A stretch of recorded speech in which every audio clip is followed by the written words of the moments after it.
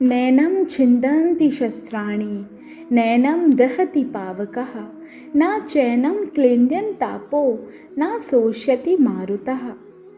अध्याय 2। इस अध्याय की शुरुआत में भगवान अर्जुन को समझाते हैं कि हे अर्जुन, महान ज्ञानी होने के बाद भी क्यों अनाड़ी जैसी तुम बातें कर रहे हो। ये दुर्बलता तुम्हें शोभा नहीं देती। उठो, युद्ध करो। इस पर अर्जुन कहते हैं कि किस तरह मैं अपने पितामह और गुरु सगे संबंधियों पर प्रहार करूं। मुझे कुछ समझ नहीं आ रहा माधव, कृपया मेरा मार्गदर्शन करो। और भगवान अर्जुन को समझाते हैं कि अर्जुन, तुम जिन चीज़ों के लिए डर रहे हो वो शोक करने लायक नहीं हैं। विद्वान लोग जीवन और मृत्यु का शोक नहीं करते। ये जन्म मरण का चक्कर तो चलता ही रहेगा।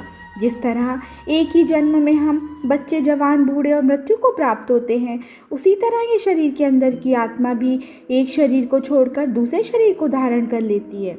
बुद्धिमान व्यक्ति इसका शोक नहीं करते। ये आत्मा ना तो जन्म लेती है ना मरती है। शरीर के मरने पर भी ये नहीं मरती। वो नित्य, सनातन और शाश्वत है।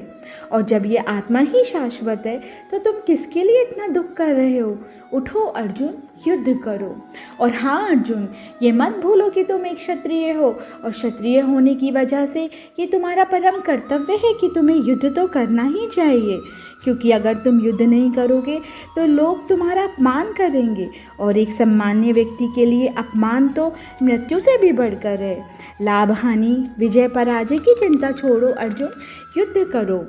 अर्जुन कहते हैं, आप कहते हो कि फल की चिंता किए बिना युद्ध करो, अकर्मी मत बनो, आध्यात्मिक बनो, पर ये कैसे पता चलेगा माधव कि भक्त कौन है। तब भगवान उन्हें समझाते हुए आगे कहते हैं कि जो व्यक्ति अपने मन में आने वाली समस्त इच्छाओं का त्याग कर देता है, सुख से विचलित नहीं होता, दुख में ज़्यादा दुखी नहीं होता, वही स्थिर मुनि योगी है।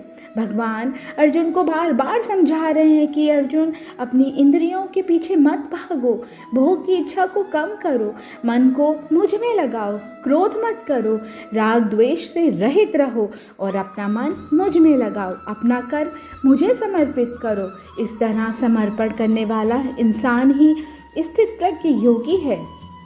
कोई व्यक्ति अगर जीवन के अंतिम समय में इस मार्ग का अनुसरण करता है तो वो सीधा भगवान के घर जाने का अधिकारी है।